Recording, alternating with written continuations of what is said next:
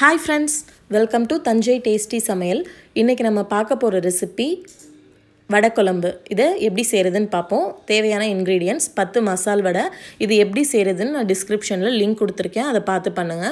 half வெங்காயம், half தக்காளி, கத்திரிக்காய், முருங்கைக்காய், ஒரு லெமன் சைஸ்ல புளி எடுத்து தண்ணில கரைச்சு வெச்சுக்கோங்க. half teaspoon மஞ்சள் தூள், 1/2 டீஸ்பூன் மிளகாய் தூள், 1/2 டீஸ்பூன் மல்லித்தூள், அதே 1/2 டீஸ்பூன் சோம்பு, தேவையான அளவு கல்லுப்பு. இப்போ எப்படி பண்றதுன்னு பாப்போம். வாணலி சூடானதும் அதுல ஒரு 3 டீஸ்பூன் கடலை எண்ணெய் ஆட் பண்ணிக்கோங்க. எண்ணெய் நல்லா சூடாயிடுச்சு. இப்போ நம்ம ஒரு 1 டீஸ்பூன் மட்டும் சோம்பு ஆட் பண்றோம். half டீஸ்பூன் இருக்கட்டும். இப்போ நல்லா சோம்பு பொரிஞ்சிட்டு இருக்கு. வெங்காயத்தையும் ஆட் பண்ணிடலாம். லைட்டா வதங்கினா போதும். கூடவே தக்காளியும் ஆட் பண்ணிடலாம். இப்போ ரெண்டுத்தையும் சேர்த்து வதக்குங்க.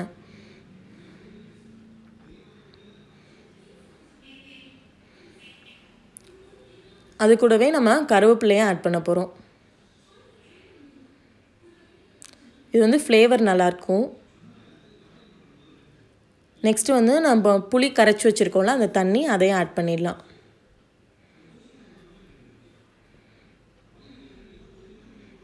நெக்ஸ்ட் மிளகாய் தூள், மஞ்சள் தூள், மல்லித்தூள் எல்லாத்தையும் ஆட் பண்ணிட்டு நல்லா கலக்கி விட்டுருங்க. ஒரு கொதி வரணும். ஸோ வந்து ஒரு ஏதாச்சும் ஒரு மூடி வச்சு மூடிடுங்க. இப்போ பார்த்தீங்கன்னா நல்லா கொதிக்க ஆரம்பிச்சிருச்சு. இந்த டயத்துல நம்ம கத்திரிக்காவையும் முருங்கைக்காவையும் ஆட் பண்ணிடலாம்.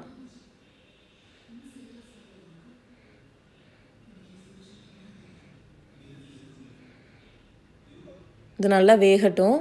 அப்படியே ஒரு மூடி போட்டு மூடி வச்சிடுங்க.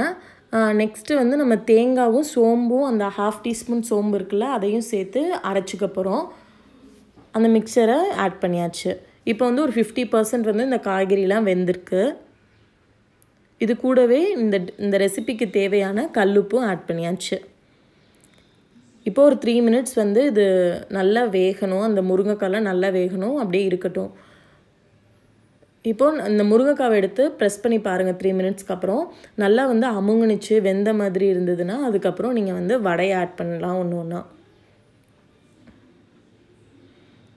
வடை வந்து ஆட் பண்ணிட்டு நல்லா கலந்து விட்டுட்டு ஒரு கொதி வந்தோனா ஆஃப் பண்ணிடுங்க. ரொம்ப நேரம் ஓவர் குக் பண்ண வேண்டியதில்லை.